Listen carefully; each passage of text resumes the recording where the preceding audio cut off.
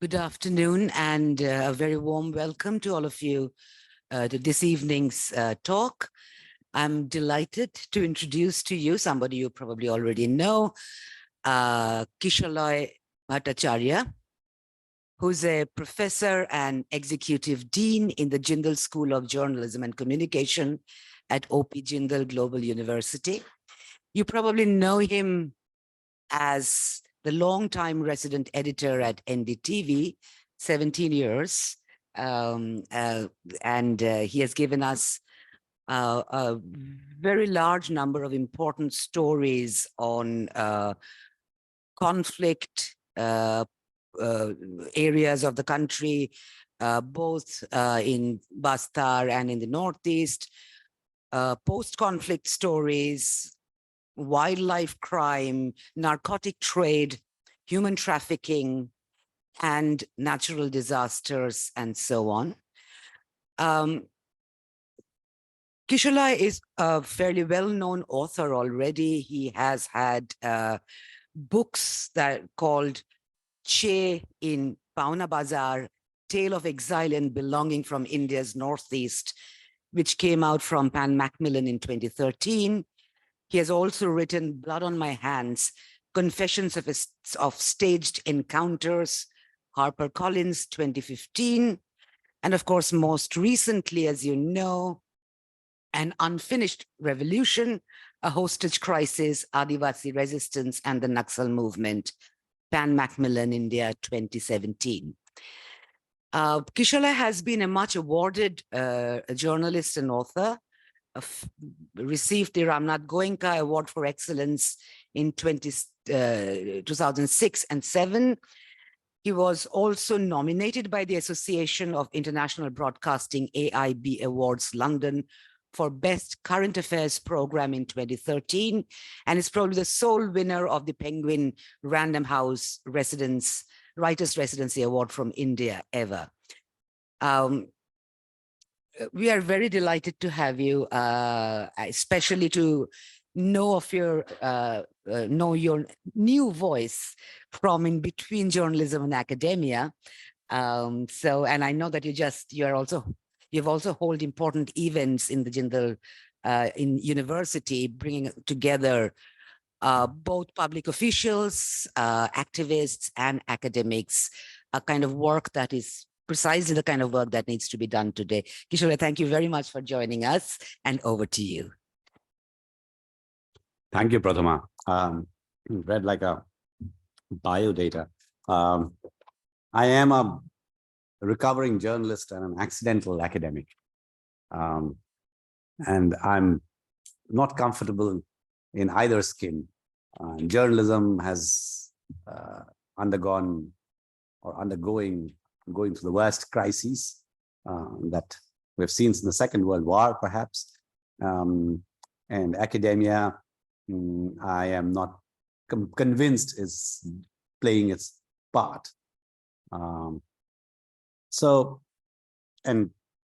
I'm here to talk about the idea of an Indian, which was a draft title. I know it's a very cliched title, but this was the draft title of my latest book, Where the Madness Lies, Citizen Accounts of Identity and Nationalism. And I was toying with this idea of how to construct or how to articulate who we are, who I am, or rather what I am, what we are. And then COVID happened. After I submitted the manuscript, actually, the pandemic came in. And during the pandemic, just before that and after that, two very tumultuous events swept across the country. Actually, three of them. One was, the abrogation of Article 370.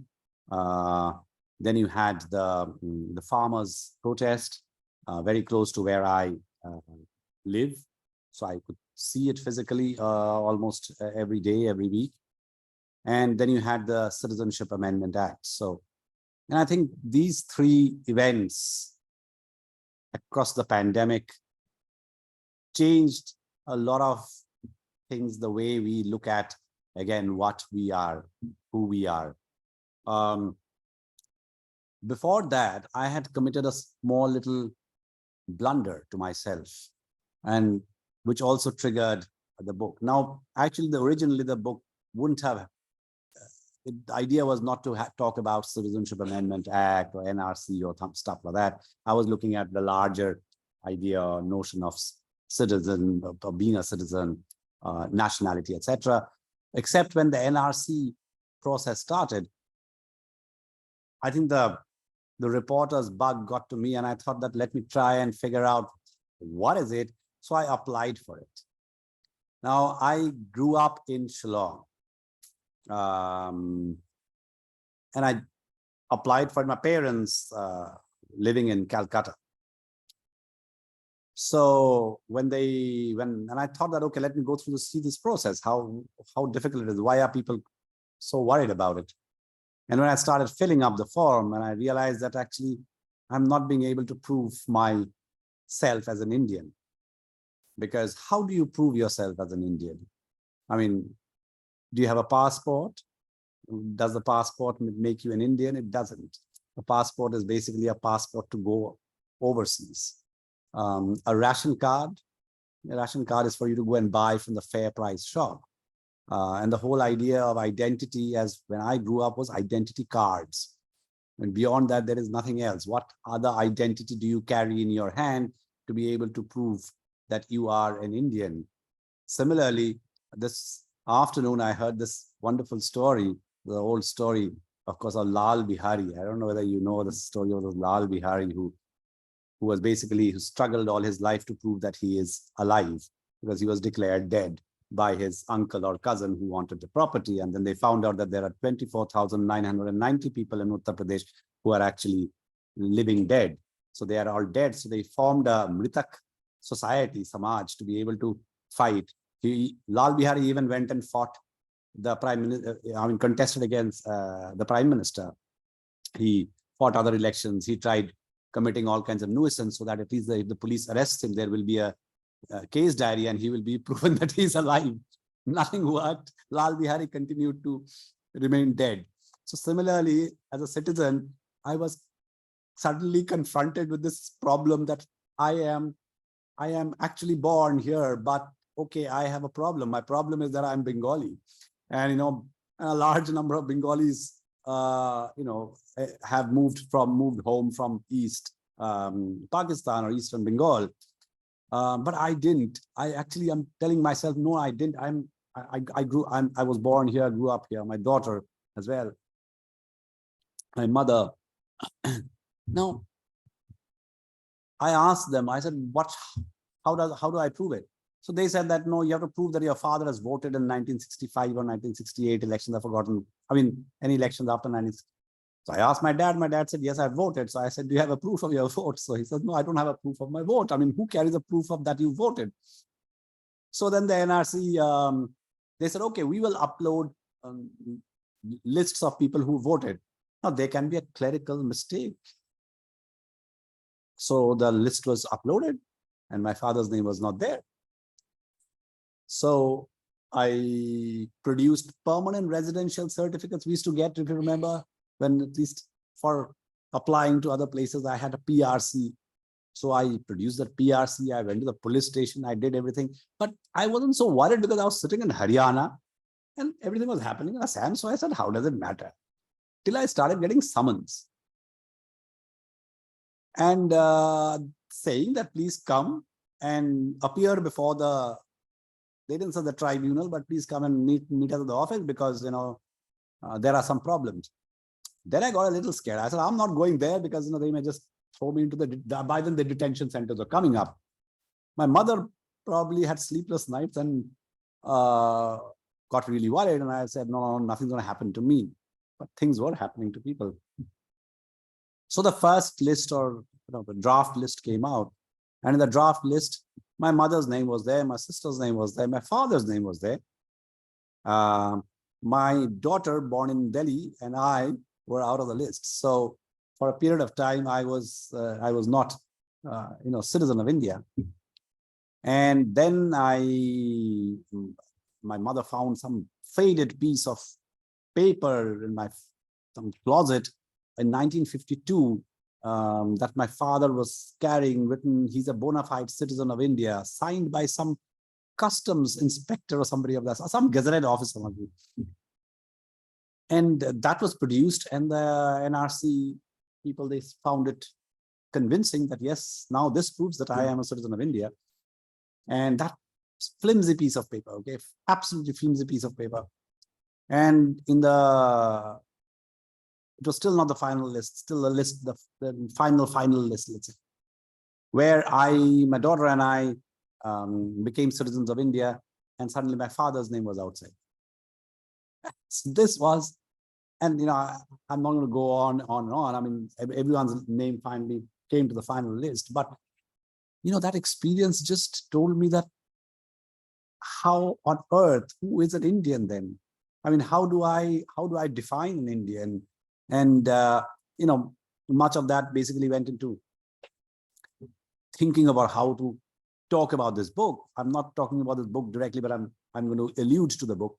And I'll start with this famous story in the United Nations about the 3 senior officers of the Indian Army contingent sent to Sierra Leone in 2000 for peacekeeping operation. Men from Himachal, Darjeeling, and Tamil Nadu, whom the rebel leader refused to believe were Indians.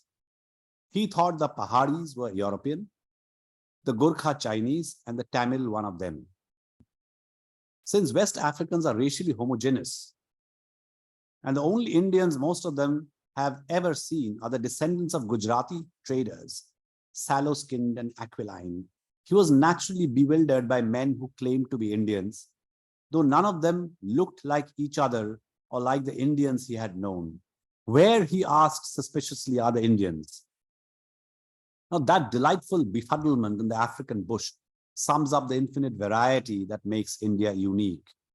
While we boast that India is a subcontinent, not just a country, our diversity makes us not just a subcontinent, but a microcosm of the world. That is something to marvel at, to cherish, and to celebrate. It is the greatest pity, therefore, that so many Indians too have such false and narrow ideas of what and who an Indian is, that they too exclude Indians who do not fit into their bigoted and ignorant mold. We truly are a rainbow nation, even more than the South Africans now, who now proudly say this about themselves. But many Indians would much rather not have this brilliant range of Indianness. They would prefer the synthesis of white. And I'm, of course, referring to the homogeneity that we want, or a certain section, looks like the majority of Indians who would rather have that notion of India than have a notion of Indians who are diverse, who come from diverse backgrounds or demography. And I have this story, which I shall not read out, but I'll just look at it, forgotten some names, before I get into the argument. Zarina Hussain was actually born Zaite Silo. So there's a lady called Zarina Hussain. Her real name was Zaite Silo. If you are familiar to names, Silo is a Mizo name. She grew up in a village 60 kilometers from beyond Lungle in Mizoram, and she was a chieftain's daughter. And she had become an auxiliary nurse and worked in the erstwhile British Army before the partition, and was posted in an army hospital in Dhaka during the Second World War. That is where Zaite met Dr. Altaf Hussain, who came from Lucknow King George's Medical College, and early cataract had made her blind in one eye. This is a love story. They met and fell in love. He proposed to her, and when she asked, "Why would you want to marry a one-eyed woman from a tribal village in Lushai Hills?" he told her that he would be her second eye. She agreed. But one of her conditions was that she would not convert from her faith, and if they had children, they would be brought up to choose the faith they wished to follow. And that is a promise he kept till the end. During the partition, he decided that it would be safer for them to live in a newly created Pakistan, away from his family. And he had earlier married his cousin, and they had 2 sons. All of them actually migrated to Karachi when his first wife, Zaitei, and in a housing colony comprising primarily of Muhajirs. When they went to Pakistan, Altaf felt that it would be easier for her if she were to be given a Muslim name. So that's why she was called Zarina, but she continued to practice her own religion. They had a court marriage. The 2 boys came to live with them. And Altaf went off to UK for super specialization.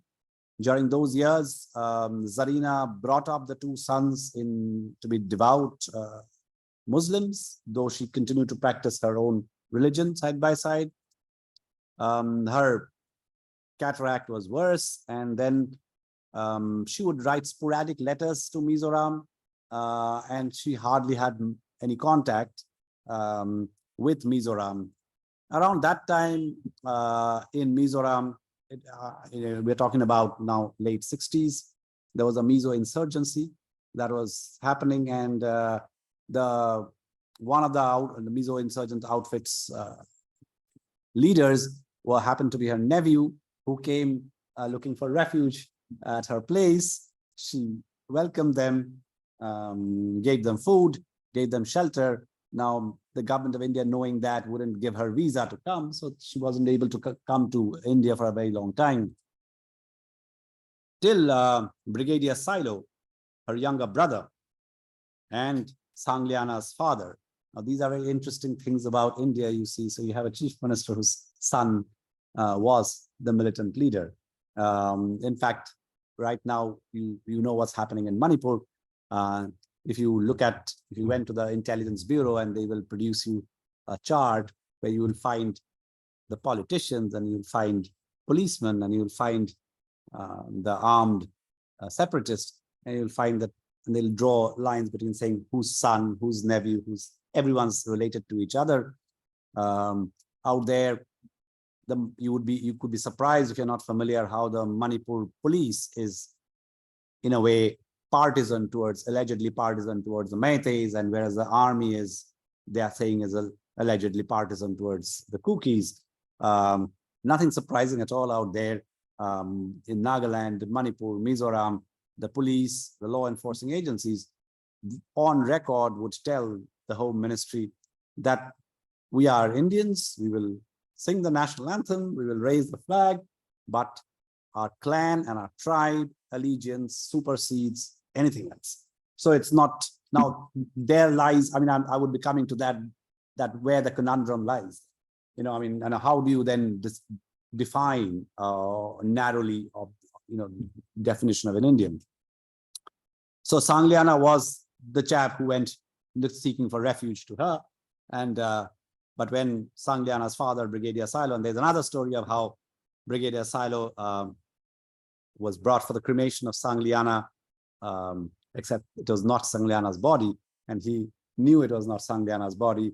The army had committed a mistake, but as a father, he mourned out there, waited. These are very, very interesting stories to actually corroborate everything that we will be discussing today. But Zarina Hussain finally came to Delhi, and she underwent an eye operation, and actually she got back her vision. And so for the first time, she actually saw her family, and the family was pretty amused looking at her, because they had an idea that their aunt, who married, had this wonderful love story. They imagined this aunt to be a tall Pakistani woman called Zarina Hussain, and Zarina Hussain arrives out here. She was very short, and this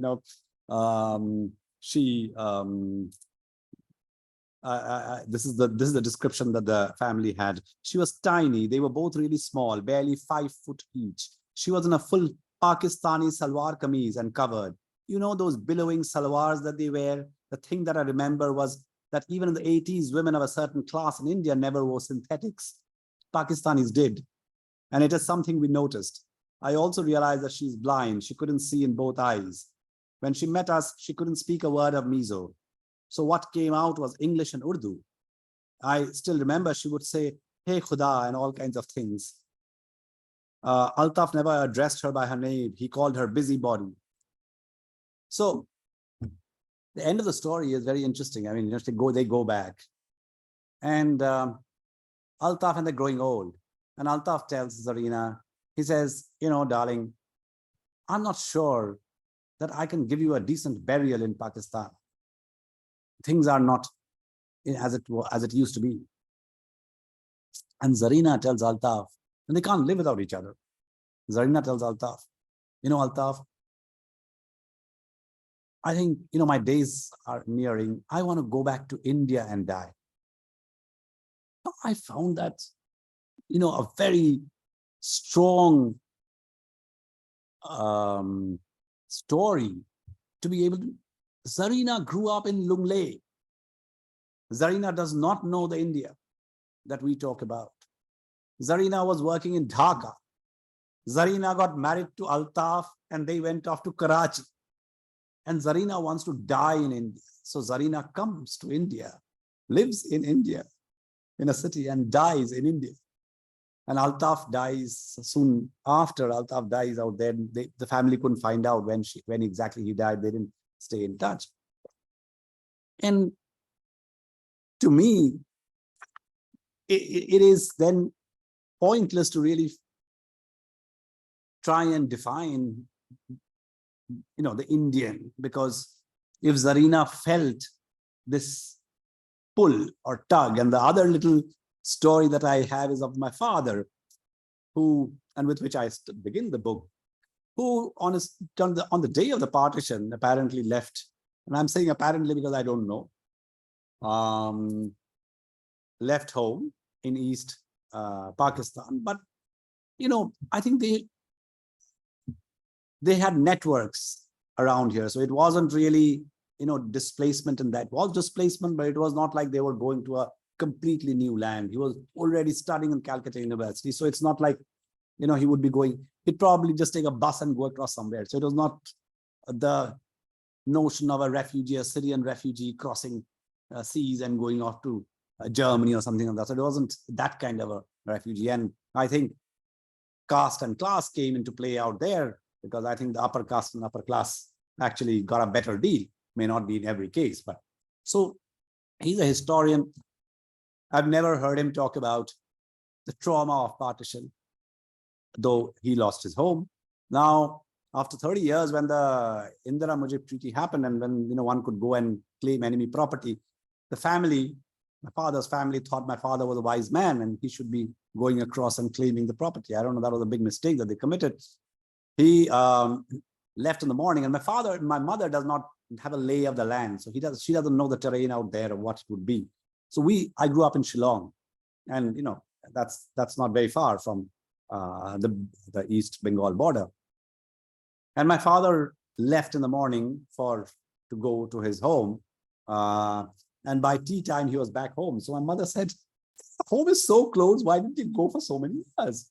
You keep talking about that whole nostalgic thing about because every person out there seems to be like a petty zamindar, which to my mind is partly mythical.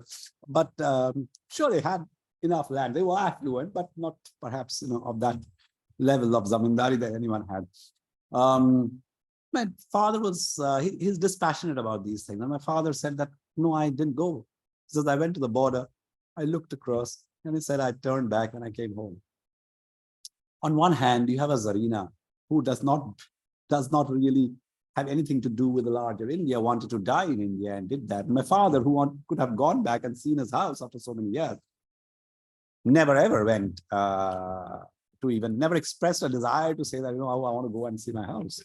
So I don't know what to make of it. And I think, sometimes we try to make too much sense of the Indianness. And I increasingly feel that maybe that's problematic. So I therefore say that, it's futile to seek and locate a single Indian identity. But in the polydix society we inhabit, it is important to recognize that the idea of an Indian today is one that emerges from various identities: the migrant Indian, the stateless Indian, the anti-Indian, the tribal Indian, and the Dalit Indian. The concepts of identity and citizenship and nationality, which are central in today's what I'm speaking about. But however, it's important to distinguish between them because of their overlapping features. I shall try as far as possible not to dwell on the academic underpinnings of these concepts, because I'm sitting amongst academics who know these concepts and notions better, but study them as they evolve in the post-independence context, focusing on how they play out in the everyday world. This subject is almost impossible to cover in scope and extent, so I'll limit it only to the surface. But for today's conversation, for the sake of today's conversation, consider a timeline of the crucial developments from 2020 to mid-2022. And that's what I was referring to earlier about Kashmir, about the farmer strike, about the CAA and the NRC. One of the themes of identity that draws my attention is through family histories, genealogy, memories, acts of forgetting, and experiences of migration and forced displacement. Experiences of people often shape their identities, where they come from and where they settle down, and perhaps is forced to move again only to experience the same displacement.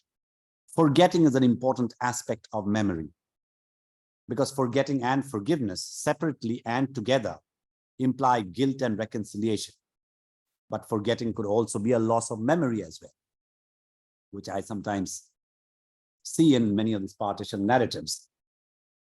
The sense of one's identity is most acutely felt, I think, through language, and the incredible work of documenting living languages done by the People's Linguistic Survey of India, a rights-based movement, provides an overview of the complexity of imagining a national identity given the cultural and the biological diversity of present-day India, which is home to thousands of linguistic communities, and where history of language use is shaped by regional dynamics and overarching social structures such as caste. It is not only the staggering number of languages that demonstrates this diversity, but also that there are 6 distinct language families in India. And therefore, it is impossible to guess what a speaker from another language family is saying. And a case in point I'm making that even in the same language family, and the case in point is the tribe that you refer to as Nagas. Now, there is no tribe actually as Nagas. Naga is an umbrella term given by us to a group of 23 different tribes who actually do not have a common language. So one so-called Naga tribe cannot communicate to another Naga tribe by their language. And that's why in Nagaland, they use a common language called Nagamese, which is a pidgin Assamese. It is nothing to do with Naga.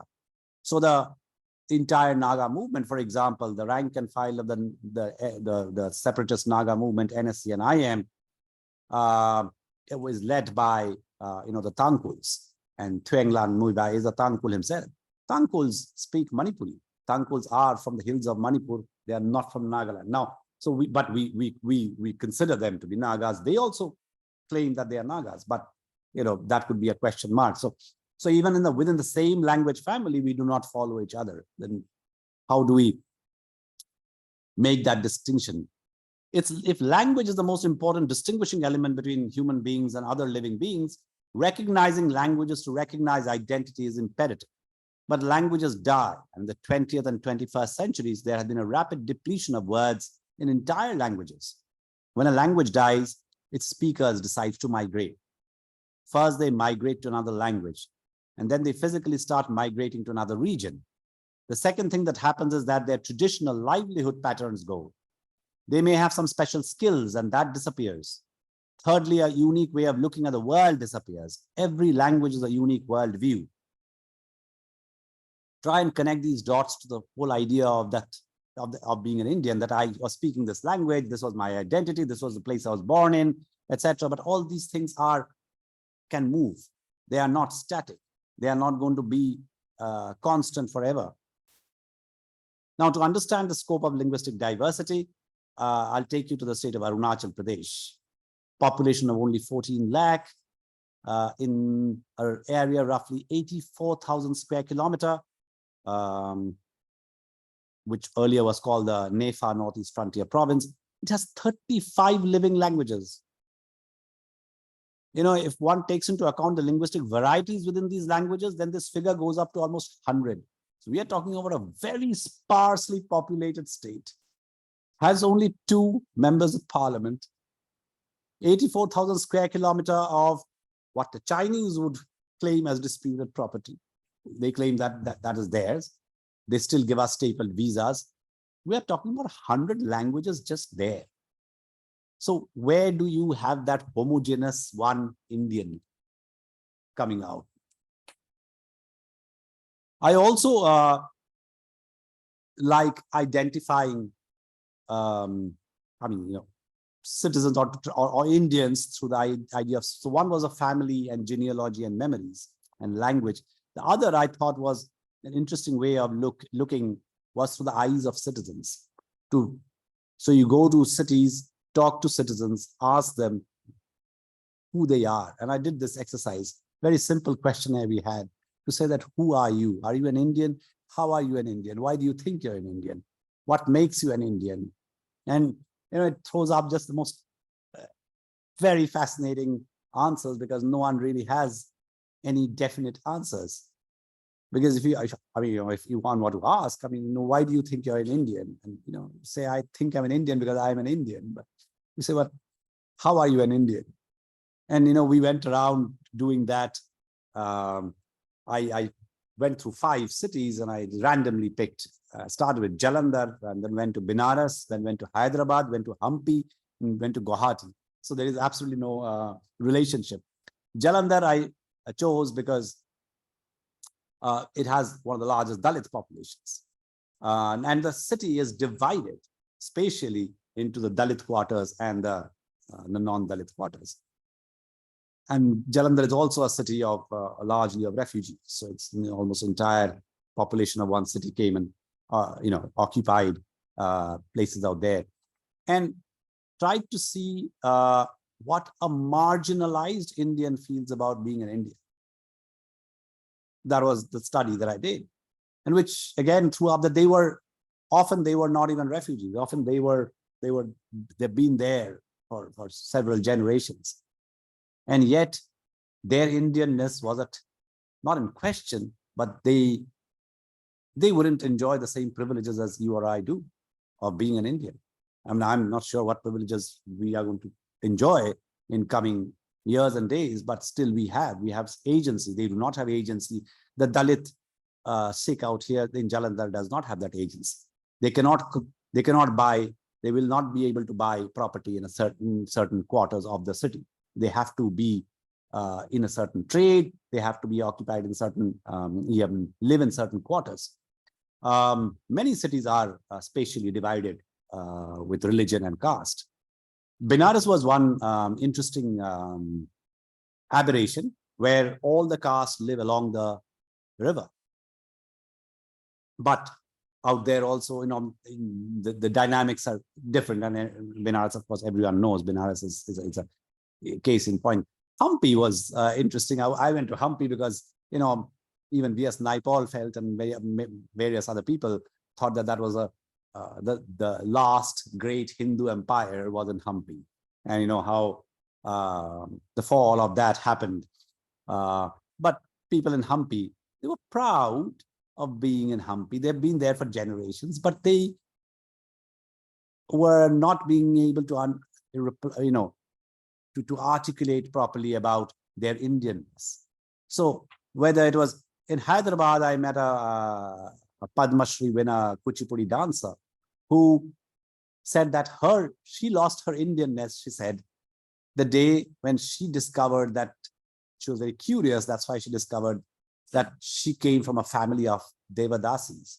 And when she revealed that, her society of classical dancers excommunicated her.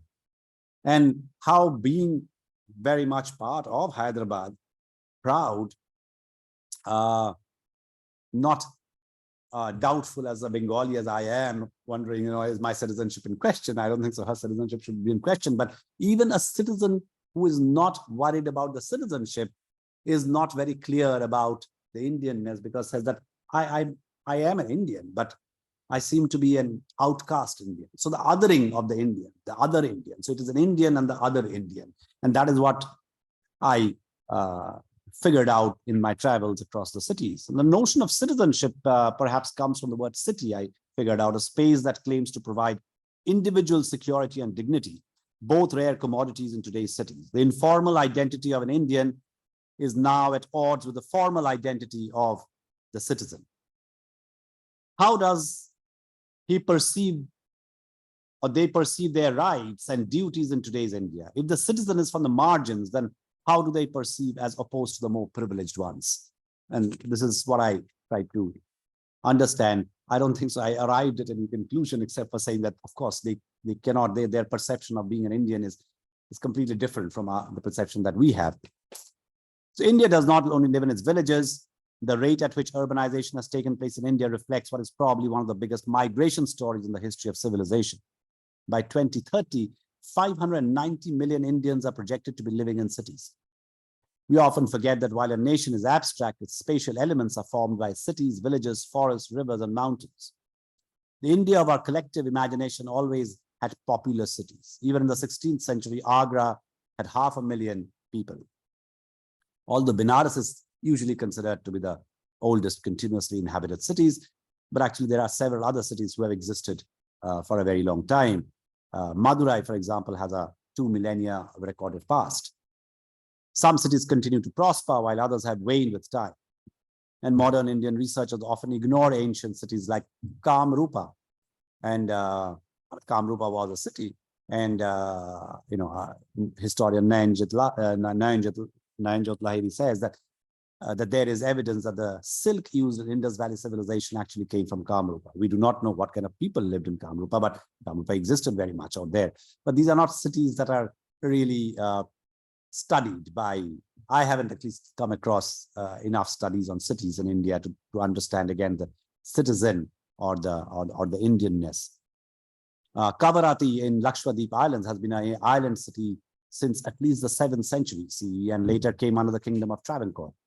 I know of no volume of modern Indian city except an anthology edited by Vinay Lal, where yet again the exclusion of these cities are glaring. So, when you're talking about an Indian, when you're talking about Indian cities, I mean, basically you're studying it through the prism of exclusion because most cities are not there. I mean, Kanglei Park was not an Indian city, but everything was princely cities. But today Kanglei Park is Manipur. And much of the problems that we see in Manipur emerges from the way it has been stitched to India, what the Meiteis say was an act of betrayal. A city, I felt, was not made out of history or monuments or bricks or mortar. It was human. And it is through experiences of stories and experiences of people that I was sharing with you.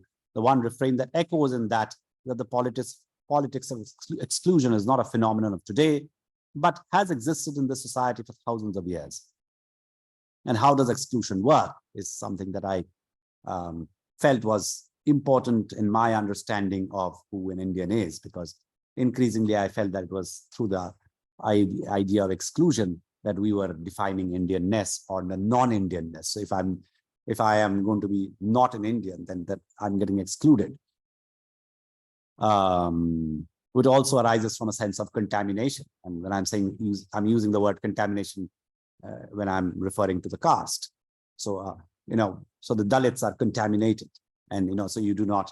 So you define Dalits from a sense of smell, with a sense of smell, not just words.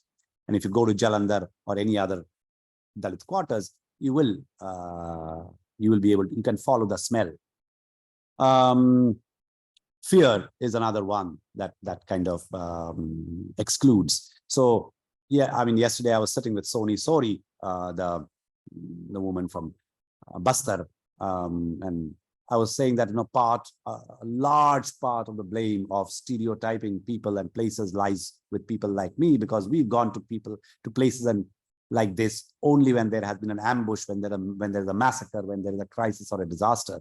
And over a long period of time, if we have reported only crisis and disaster and violence amongst people from, say, Jammu and Kashmir, the northeastern states, or what we call the Maoist corridor, very loose terms. These are very incorrect, problematic terms, but we use them for the sake of convenience. Then what we've done essentially is that we've kind of excluded them from that idea of the Indian, and actually trapped them in images of being a violent, rebellious people who essentially do not agree with our idea of India. And that's something that I'm kind of complicit of doing, but that was the nature of the beast. That's how we did ours. We reported. One may also discuss case studies of specific communities that exemplify the problems of a single identity, legal citizenship, and nationality that becomes like a bridge moving from the individual to a more collective sense of identity. There's one, of course, which is individual identity, and then becomes a collective identity. And then I try and question the notion of the nation through heterogeneous experiences that forge a different identity, where voices meet and collide, and where nationality and citizenship confront each other. And what I was mentioning earlier about the Manipur police, saying that we are Indians and Manipur is part of India, but I will support my clan and my community first. And I do not believe the law, the constitution is out there very well. I respect the constitution, but what I do, so that is the idea of the notion. How do you then impose that idea of the notion on that, which is also which kind of echoes with James Scott's The Art of Not Being Governed, because all these areas necessarily, they say that we have our own forms of governance. Leave that to us. We will be part of your country, but don't give me your notion of nationality on us. And often we say the same thing when we go to a cinema hall and we are asked to stand up at the national anthem, and we would say that, is that what is going to make us a more Indian than not? And something that has been more and more rabid over the last few years, that we've seen this sense and notion of nationality and identity. We grew up with the idea that there was a Bharatvarsh with a definite territory, which changed after the experience of colonization and then partition. This correlation was further reinforced by the Constitution of India, which declares India, that is Bharat, shall be a union of states. This is clearly a product of 19th century nationalist imagination, or what C.A. Bailey calls the Hindu conceptualization of geography, where legends and myths go a long way in identity formation. But it requires strong revivalist politics to be able to invoke ancient texts and formulate a homogeneous, monolithic identity that assumes the anthropomorphic form of, let's say, the Bharat Mata. It is interesting to study the notion through iconizations, popular culture, personal stories that defy the manner in which nationalism is packaged in today's world. And one can revisit Nagaland, Manipur, Jammu and Kashmir to see how that challenges the limits of Indian democracy and the limits of our notions and our understandings. So the story of millions of Indians today is one of negotiating identity, citizenship, and nationality. None of the myth-laden notions of identity and nationality come to one's rescue when confronted by the stage to prove one's Indianness. And I think, in this book, I tried to question the status quo of what now appears to be the standard Indian identity. Is nation a concept that sustains a citizen, providing him with a secure base from which to view the world, or does it restrict its freedom? Is Kashmir Valley part of the nation, or is Assam leading the way to exclude its own? And I shall stop here. Probably have a discussion. Thank you very much. That was, I think all of us here completely get what you're saying. And what we learned from your presentation was really a very different angle at getting into a problematic that academics constantly speak of, which is, the imagined thing called the nation, which is basically a construct, an imagination. And sometimes that imagination coheres and sometimes it does not. Sometimes it collapses. And the fact that the imagination is always exclusive. There is no nation which does not have an imagination of foreigners and outsiders and enemies, who are very often placed outside the geographical boundaries, but are also incarnated as shadowy internal enemies. So the Muslim is an internal enemy who's not a national, but only vis-a-vis the cross-border question. So the way the nation itself is always already defined in a kind of international order of nations, rather than if really there is no quote unquote international order of nation, will this question ever be asked? Who is an Indian, right? So what you have taught us is also really the everyday question, which is your skill as a reporter, as a journalist, of the real nuanced nitty-gritty of how this question is lived by one anonymous individual. It could be your dad, it could be Zarina, it could be whoever. But the abstract questions materialization as intimate life stories. So that was really fascinating to hear, and actually reflects on how abstractions might need to be tweaked. One of the things that came to my mind immediately was that there is a very important distinction between the question, what is India, and what is an Indian? And these two questions are not coincidental to my mind. There is a gap in between. For instance, what is India is a question that can be pretty easily postponed, or rather not necessarily become part of a discussion. But what is an Indian is a question that has become urgent to everyday life of many people. I also found your story of the cities. I mean, I'm a historian myself, and I am outraged at myself to suddenly realize that indeed, the whole story of democracy, the whole story of citizenship is, of course, around the idea of the polis, the city. And the city is the space of cosmopolitanism, which is why it is a place of civilization and a place of exchange of ideas and such like. And the fact that we basically do colonial presidency city history, and maximum Delhi or Agra or whatever. But the story of cities in India, and therefore of the polis, is not really written.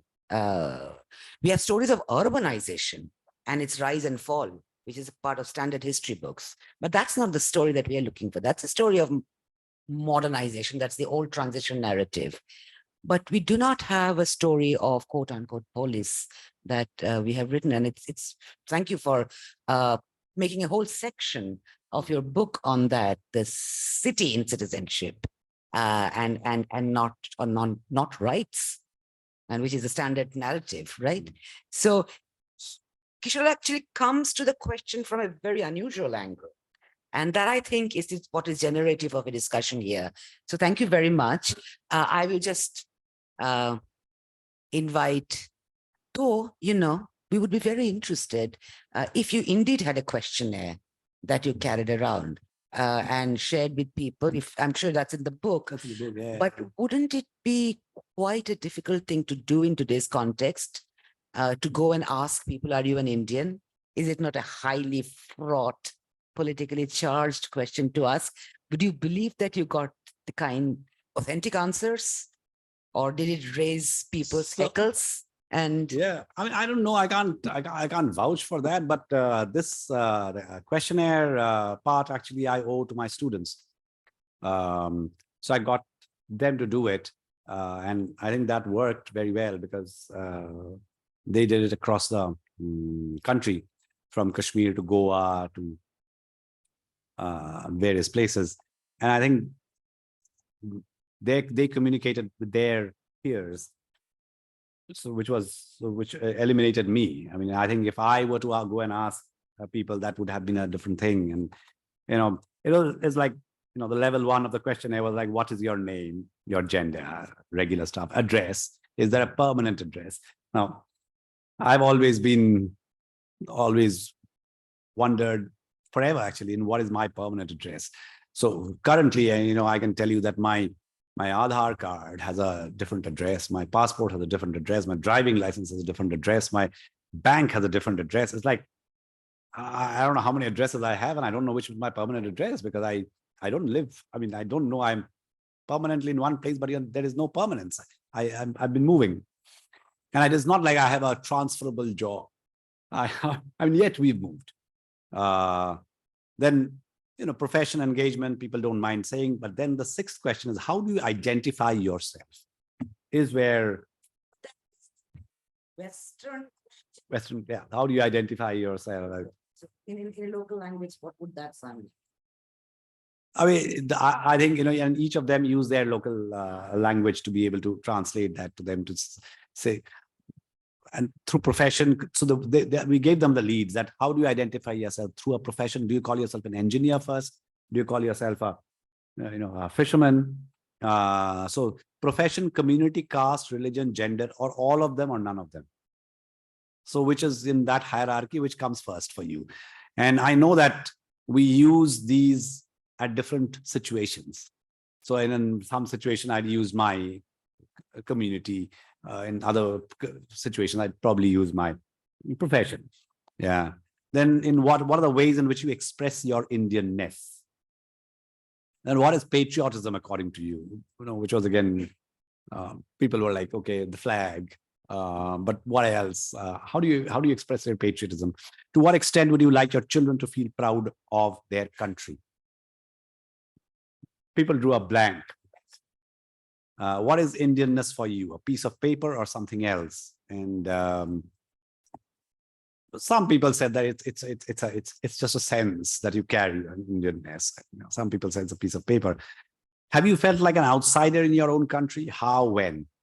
That has overwhelming responses, and that shows that the exclusion, a politics of exclusion, that if the majority of your people have felt like an outsider in your own country at some point in your life, that it's deeply problematic somewhere.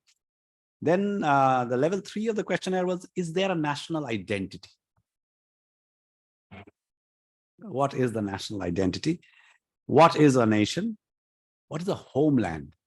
That also has interesting things, because the homeland is India your homeland, or homeland where you're born, or homeland is where you grew up. All these could be same or different. It doesn't necessarily. And where is homeland for you? And the ones that I spoke to, I was telling them that no one has really seen India. No one has flown from Kashmir to Kanyakumari to say, okay, this is India. So what is the idea that you have of India? If I remove, and that is where iconizations come in, to be able to create that national identity, whether it's a Bharat Mata or any other iconizations, which is interesting. So people would say that, that I want my children to be law-abiding citizens. I don't think there are any signs to express whether you're an Indian. Speaking the language becomes an obvious sign. Dressing in a traditional dress may be another marker, but now all of us wear Western dress. I don't believe in having overt signs of being an Indian, like painting a flag on my forehead. So people had, it was nothing so surprising, but it was obvious that there wasn't there's no way of framing a national identity. Okay, questions? Banerjee.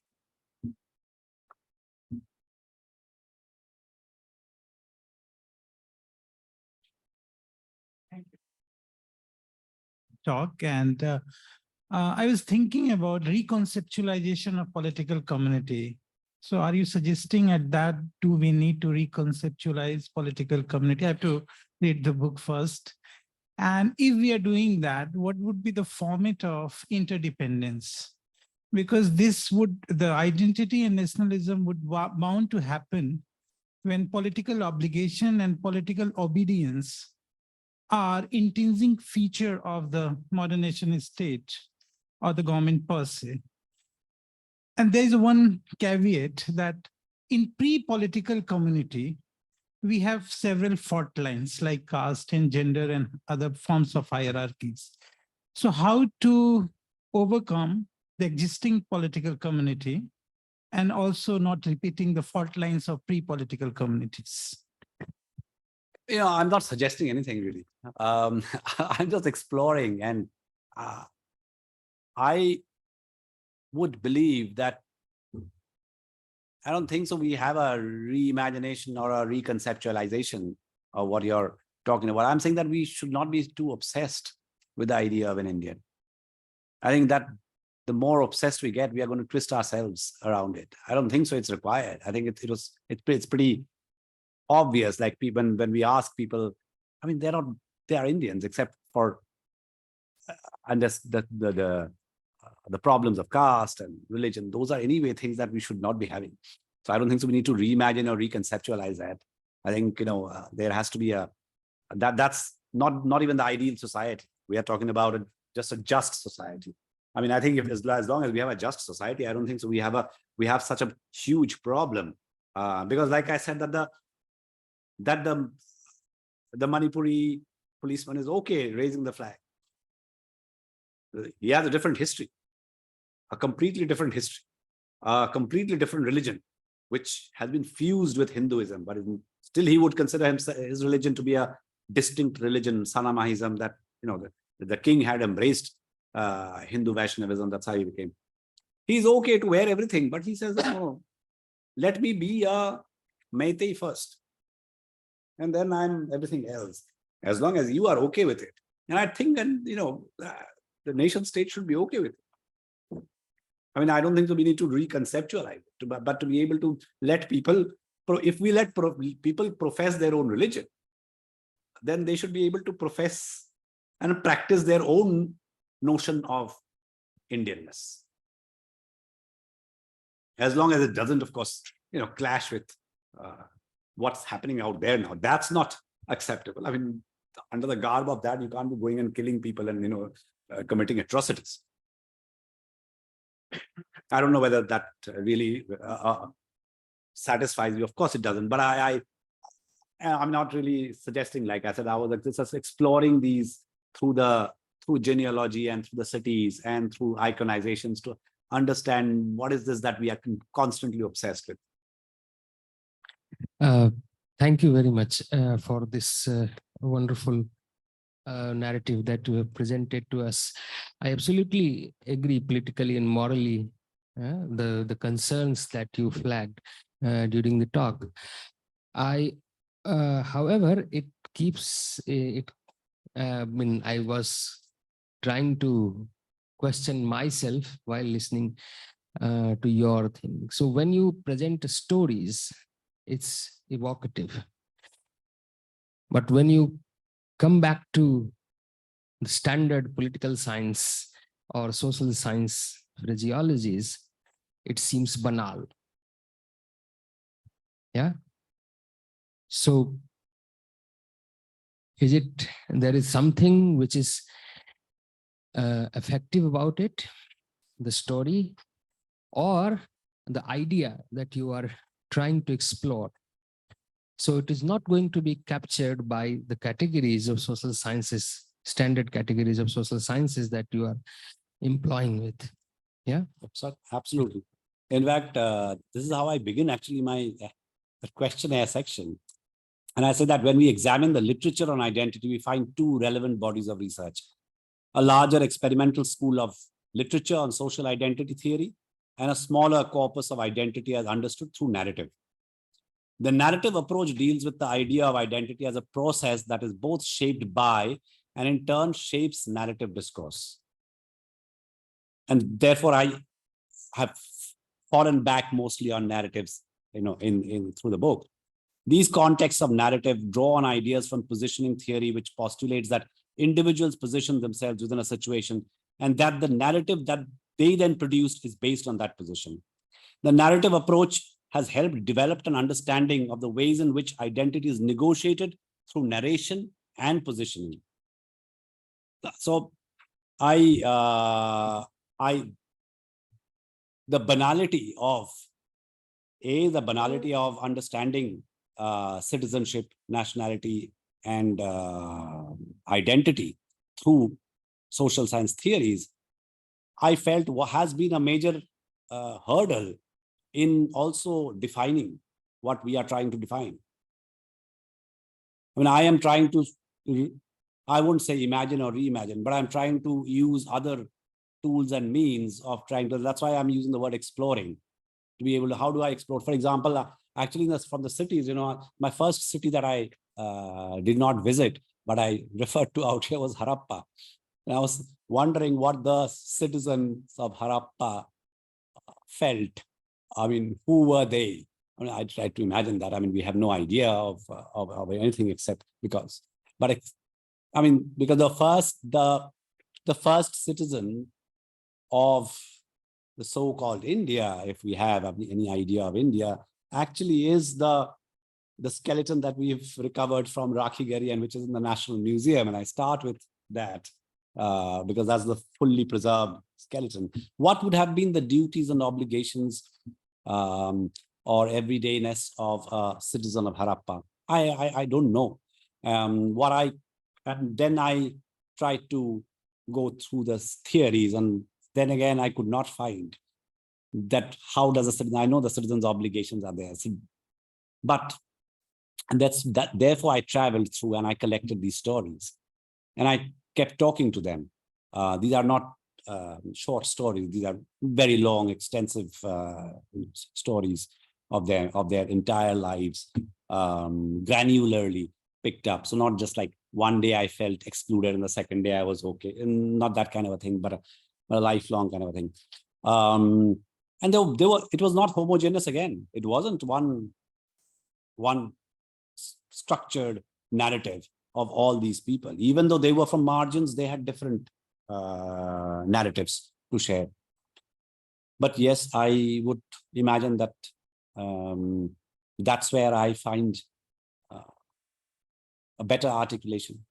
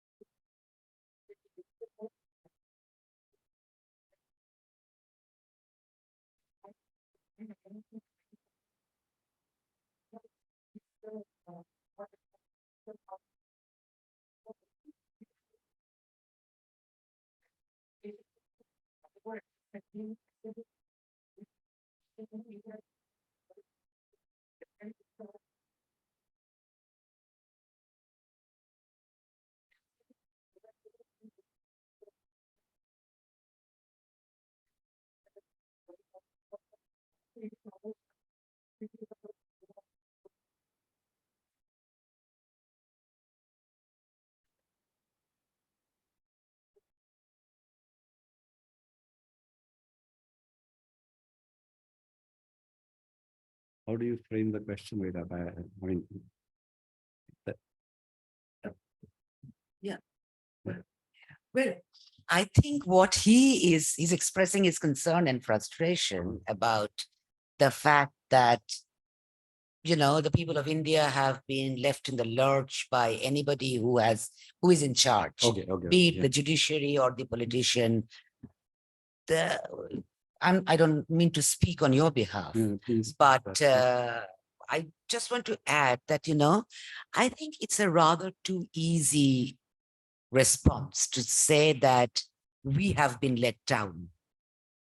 What have we done? I think the question that is staring us in the face, which impels us to raise a question that doesn't really need to be raised, which is, what is an Indian? I mean, that's his argument, that it's not a question that needs to be raised. I mean, so long as somebody feels, and goes by the standard international protocols of having passing through borders with a passport, it's okay. The question is arising because the people are asking from their neighbor that, are you an Indian? Can you live in my mohalla? Pakistan chale jao, ya whatever, Dalit mohalle mein reh jao. So the question is not about Manmohan Singh or Wadzed or another politician. It's about ourselves. I think, to me, his presentation and the book raises that question, which is an introspective question. It's also a question to the regime, to the powers that be, but it is equally, I think, a question about society itself. I mean, that's how I would imagine read his talk. So, I mean, just take it forward. I'll tell you, again, invoking Manipur. I'm invoking Manipur because so much is happening around Manipur in the last 3 months.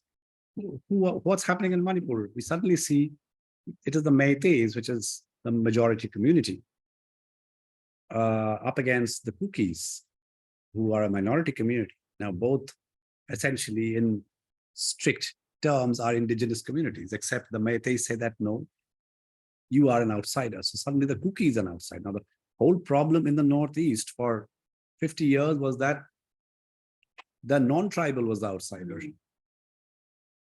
Now that's gone. Separatism is gone. Insurgency is gone. All that is gone. Suddenly now it is actually an indigenous community against another indigenous community. So is this going to be this insider-outsider conundrum is basically where we are stuck. And, so today I will be in a Jat village. A Gujar is an outsider and not accepted. And therefore I have to prove something else to be able to live out there, perhaps. So that is, I think, what we are talking about. And the onus, I don't know, the onus lies on all of us, because, we are all in some way or the other bigoted. We all are, like I said, that I point fingers at myself. The stories that we've done from those areas, I've helped only stereotype people and places. And stereotyping then leads to prejudice, and prejudice leads to discrimination. So some way or the other, we continue to discriminate people. I mean, you, I, everyone, we discriminate in, more or less measure.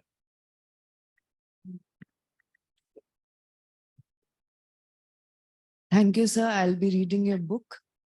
Today is a very important day because V.S. Naipaul died today.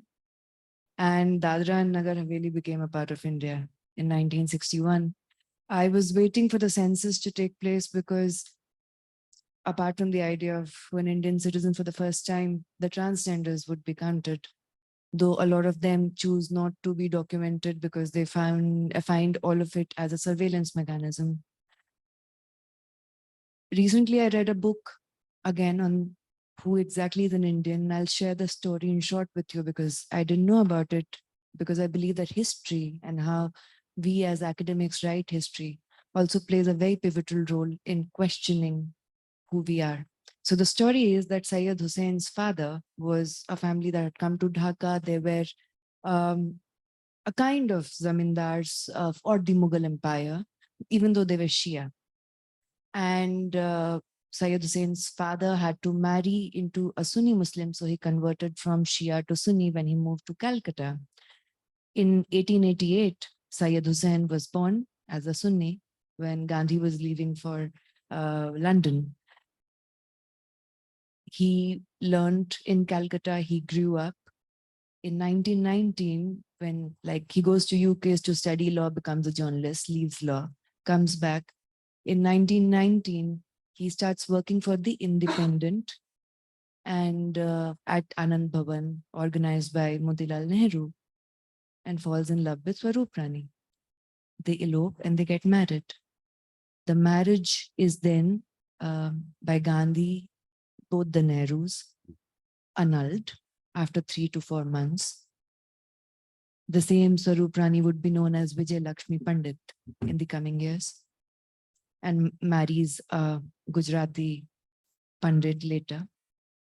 Now this guy, he goes and lives in US for 24 years. being as an ambassador for India, which was a newspaper of the Indian National Congress for the West. And he travels, he becomes a professor at USA. During the time of partition, he's back to India. He never leaves worshipping Gandhi. He becomes the first Indian ambassador to Cairo. He stays there only for 8 months because after 8 months, he suffers from an heart attack and he dies. In 2018, I went to Cairo and I saw that his tomb was over there. His body was never been called back. There was no proper burial for him. He was the first ambassador to Cairo, Transjordan, and Lebanon from India. There were 2 reasons. One was the partition sensitivity, and the second was the history. Vijay Lakshmi Pandit, who was the first diplomat to Soviet Union, would go across Cairo, which is seemingly impossible, and pay her homage to his tomb. There were other foreign officers I've talked with who talk about how Hindus are, stuck, piled body over body in most of the West Asian countries, which is my area of research. Are they brought back? What happens to them? What is the final goodbye to someone who has lived perhaps the entire life as an Indian, be it inside or outside of India? So I believe that even the history that we teach plays a very pivotal role in how we identify ourselves. So that's it. Thank you.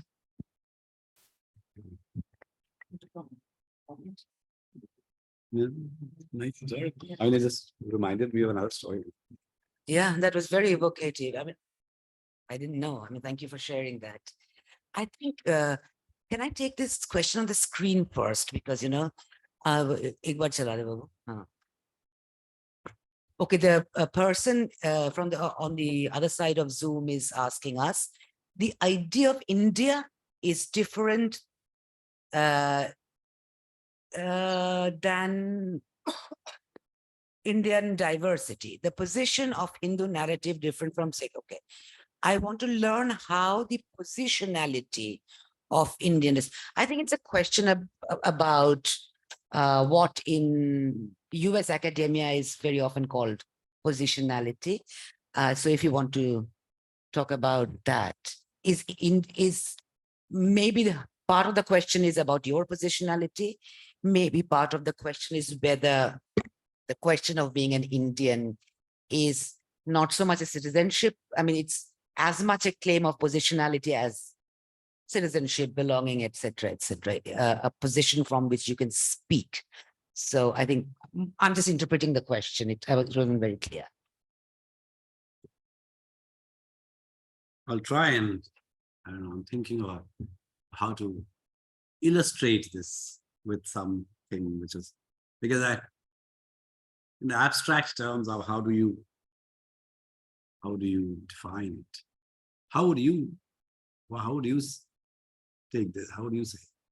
I don't know. I mean, if I am asked about my positionality, I will only list the variety of identities that I can be ascribed, whether or not I identify like that. So woman, Bengali, born Brahmin, accidentally born Hindu, born Indian. So that will be my positionality. Historian, English educated, etc. And I would also say that in this context, I am speaking in full awareness of both my privileges and my marginalities in some ways, which is always relative to other people's. I mean, this is something that I started my comments with, is that I do believe that the question of why, the question of are you an Indian is raised is precisely to create a location from which there can be an address. And being an Indian is an address that is made to the world, of which India is a part. It is not an quote unquote internal question. And when India is re-thematized as a world unto itself, with its own internal enemies and foreigners and outsiders and outcasts, then even so, it is a question of address to an quasi-outsider, or a quasi-other is a better term, perhaps. So it is, to me, it is about positionality. Otherwise, again, as you rightly say, this question is irrelevant or redundant. So I'll respond it with my own lived experience, which I mentioned in the book, which is autobiographical. So sorry for that, but I just thought that it just kind of illustrates the point well. I grew up in Shillong, and till 1979, I was in class 6. 1979, Shillong was a storybook childhood. You know, I mean, it was just the most idyllic place. I mean, no one would ever leave that place and come. I had a waterfall behind my house. I had a park near where to go with picnic baskets. Everything about that we read in Enid Blyton had to be kind of reenacted. We were two siblings. I mean, my sister and I, and my mother, like Sound of Music, would take both of us and take us to the park in the evening. And there would be a little band playing with leopard skin around them, and these were our little entertainment. We could even go for a night show, I remember, to Kelvin Cinema Hall, which was mentioned in one of the books by Graham Greene. And I was always wondering, how did Graham Greene know about Kelvin's Cinema in Shillong? And it turns out that he actually there is an entry in the circuit house. I dug deep, and he traveled incognito and without papers into that part. There is. I mean, I mean, at least that's what I found, but couldn't prove anything beyond that. So it was beautiful. I went to a school which was, an Irish brother school, huge school. Everything was really beautiful. We had a house where there were 4 pomegranate trees. There was an orange tree, plums and peaches. And I'm not exaggerating. The garden, the front yard was full of chrysanthemums and dahlias and orchids, and the backyard had vegetable garden and a bamboo grove. I have that in India. Yeah. And then suddenly one fine evening, I saw the hill in front of mine on fire. People moving with mashals, and it's a spectacle. So you kind of are running there to see what happened, and suddenly I remember people packing up their clothes in bed sheets. They things that they would like to carry, and running and getting ready to leave their home because homes are being set on fire. It makes no sense to me. And within a few hours or a few days, I can't recollect, suddenly we had something called CRPF on the roads. We did not know what CRPF meant. We had army doing flag marches. A very erroneous word. There's nothing called a flag march. It only happens in India because they are moving vehicles. They're not marching actually. Flags. So, and my hometown, my place of birth, my everything out there was completely shattered because I became an outsider. I was asked to leave, and we had to defend and protect ourselves. Just because we don't look like the people out there, we don't eat that food. There wasn't any great trigger in Shillong or Meghalaya for that. In Assam, there was an agitation brewing, so it kind of spilled over. The Bengali was seen, of course, as an intruder and usurper, colonizer, and they have. It's not like that they haven't. There have been. They had the collared jobs. They had more education than the others. So in Assam and in these parts, there was a fear that we will be. And suddenly, these subnational assertions became so violent, and with the rise of the Assam agitation and various other small insurrections around the thing. I continued to. I mean, of course, I didn't drop out of school. I mean, I finished school. I finished whatever education, and I left Shillong because everyone would leave. You finish a certain level of education and then you go out and study. That was the natural, that became institutionalized. So it wasn't something that even was a matter of discussion. So, so it was the non-tribals and the tribals. So first it was against Bengalis, and then against Nepalese, then against Biharis, then against Punjabis, then against Assamese. So it became a tribal, non-tribal affair. Almost all jobs, all seats, everything was getting reserved for the tribals. Once everything got institutionalized as for the tribals and the non-tribal will not get anything, then the place became peaceful and became an international rock destination. Indeed, absolutely. Yeah, everything's forgotten, everything's forgiven, all gone, because now there's nothing to fear because everything's already taken over. I left for Bombay, then came to Delhi. Then years later, I went there to start reporting. I went there just for 6 months, and actually the situation in the rest of the states was so bad that I didn't have the heart to come back, and I continued reporting there for a very long time. And that is when I think I understood the actual meaning of an outsider and an insider, the actual meaning of privilege, and what it means to be who I am, a Hindu, upper caste Hindu, English educated Indian. And I could have worn my victimhood on my sleeves that I left my hometown, but I realized that despite all the odds, despite leaving my so-called hometown, I did not lose any privilege. I have my networks, just given my community and my caste and my other things that allows me, and my education that allows me to grow roots anywhere I wish to, whereas those people will not be able to. And I think that is what I kind of understood, that that out of what that positionality that you're talking about, that at the end of the day, I am who I am. Thank you. Excellent, really enjoyable, and learned a lot. And I also had the privilege of reading the book as well. So I knew many of the stories which we just narrated. Two comments, not questions. And these questions are not for you, but for all of us. First is about the survey, because we have been asking this question for a long time. What do you mean by Indian? Do you have any pride in saying that I am Indian?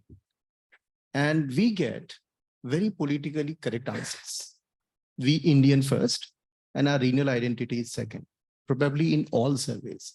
So it reminds me that context is very important.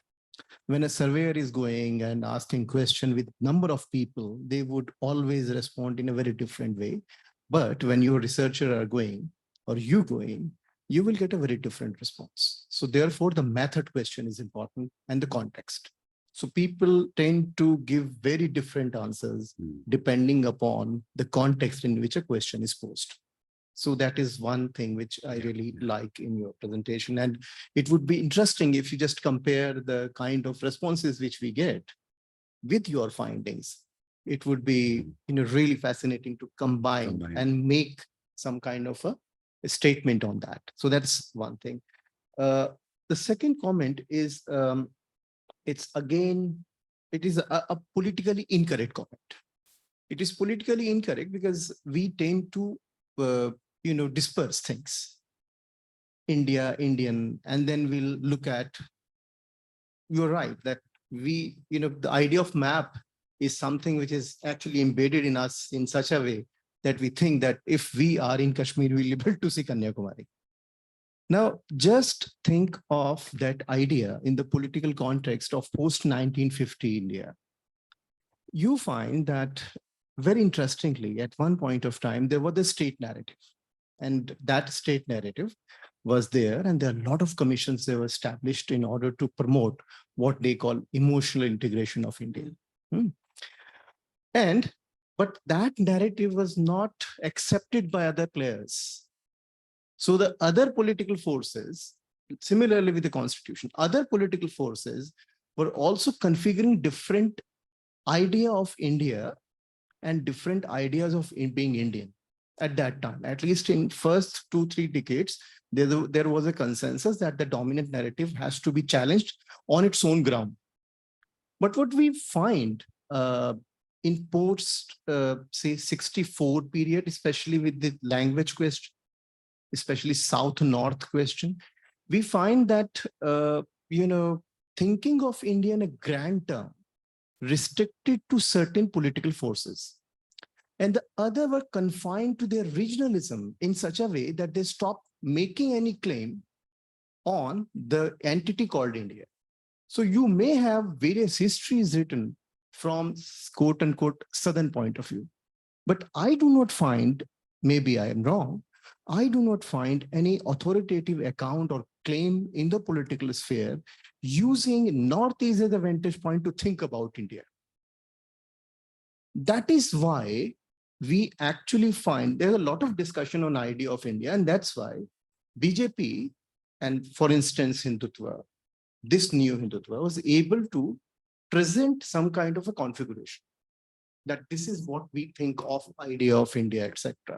But the others were actually clueless, because even from the marginalization point of view, they did not make any intellectual effort in the realm of politics to think of a new kind of configuration. And that's why it is a challenge for them to think of India and Indians from a different vantage point. So while reading the book, I think that came to me that obviously this is not our task. We are not politicians. We are not here to, contest election, etc. You have done your work. We all do. We tend to, disperse things. We present that, the plurality of ideas are there.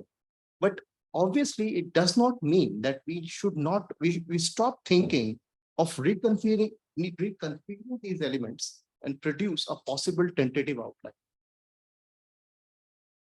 Yeah, I mean, at least when out here also, when I'm saying that there's an effort at homogenizing India, then how do you counter it with an alternative idea or a notion is something that you are suggesting. And to say that, okay, we don't want that is also, in a sense, running away from contesting what is becoming a more majoritarian notion. I don't know, I'll frankly, whether we should or whether we will be able to construct such a idea intellectually.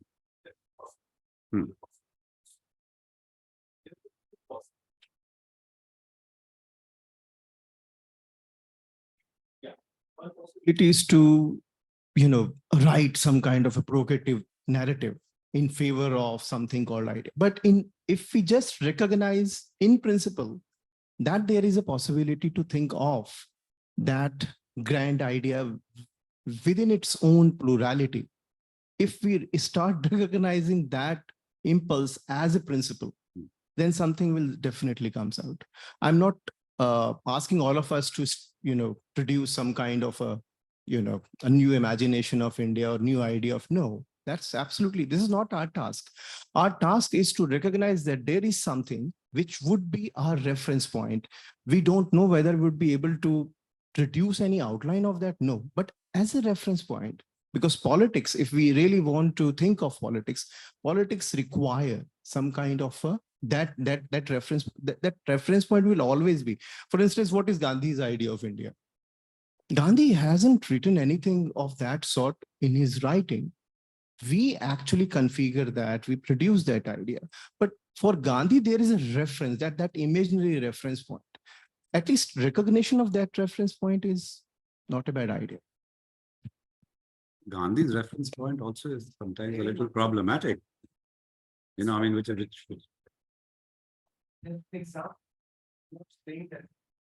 but what about America's, idea of that melting pot identity?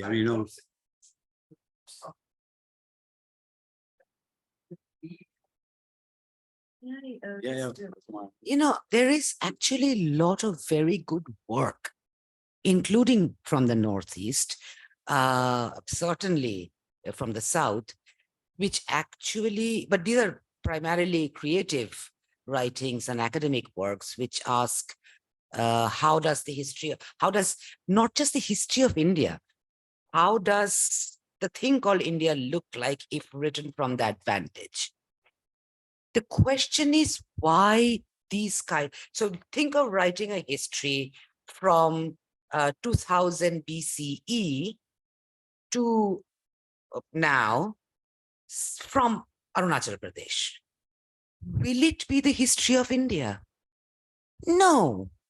It will be a history that will involve Southeast Asia, it will involve China, it will involve the Bay of Bengal. It will not be the history of India. Indrani Chatterjee's. Yeah, work in a lot of good work. Similarly, if somebody is sitting in the Malabar coast and writes a story from 2000 BC to blah, it will be a history of the Indian Ocean, it will be a history of the Persian Gulf, it will be a history of the East African coast. It'll be a history of also, also the Deccan. Also, if following the Cholas, perhaps southern Bengal, it will not be a history of India.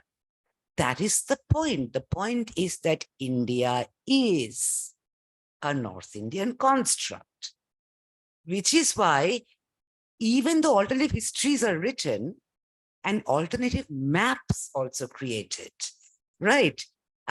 Which is inverted. The South doesn't look at the bottom. That's if you start at the tip and you look into the Siberian steppes, your whole bearing will change. But because public discourse is about India, and that battle has been won in the last, and it's not a story from 1950s. It is at least 150, 200 years old story. Since that battle has already been won and it's ingrained in public discourse, it may be an interesting piece of art or a creative production to write, but I really doubt whether it can become part of, let us say, election rhetoric. That's a difficulty. Who in their right mind, which political party will today stand up and say that my history involves more than India or less than India, or something which is not exactly what we, or my sense of India is completely different. And, the whole story about Sanskrit Tamil. In fact, people have written Ayotitas, Indira Desa, whatever, it's Tamil, I can't pronounce it right. It is non-Brahmin, Southern Tamil, late 19th century, early 20th century vision of India when India had not graduated into a nation state. It's a completely different imaginary. No, this is very interesting. No, I mean, Yeah, that's why I said that's a politically incorrect question. Why it is politically incorrect, and you are right. Your last statement is exactly about that. But the need to do something, poetry and politics are two very interesting, things which have got a very interesting relationship with each other. It is easy to say things in literature and poetry, but to doing politics on it, on that thing, is a difficult task, but not impossible. What I am saying is that recognizing the potential of poetry and thinking politically, just as a reference point, just to recognize the significance of it, then things will, emerge. I'm not saying that we should do this, but at least recognition of that question is important. This is what. no, not last word. I'm just, it's just fascinating, but I can't, I mean, I feel that, that by pushing this, we want to, I mean, what the point that you're raising is something that we are almost, we feel an obligation to define, to construct. And I think that is, that itself the problem. This obligation, where is this obligation coming from? And sometimes when I am, with a Adivasi or with a Naga or with a Arunachali, I see that they don't suffer from that obligation. They're much more freedom. Yes, and that's, I think, that's where the difference between being independent and being free. I don't think so. We are free. I think we're carrying that baggage constantly of it, and also the guilt of actually fitting into the notion of the Hindu India. So there is. I mean, even if you're not Hindu, I'm just talking about the more, which is again North India, but in North India. It just kind of, it's okay with us. We just fit into it. We just kind of, but others don't. But others don't also have they don't even feel the obligation of doing it. I sometimes feel that it's okay. And now I need to feel, okay, what is Indian? I need to explain to them that, are you Indian? I mean, they're okay. So there would be a lot of people who would say that, no, I don't feel an Indian. I live in India. I mean, now deal with it.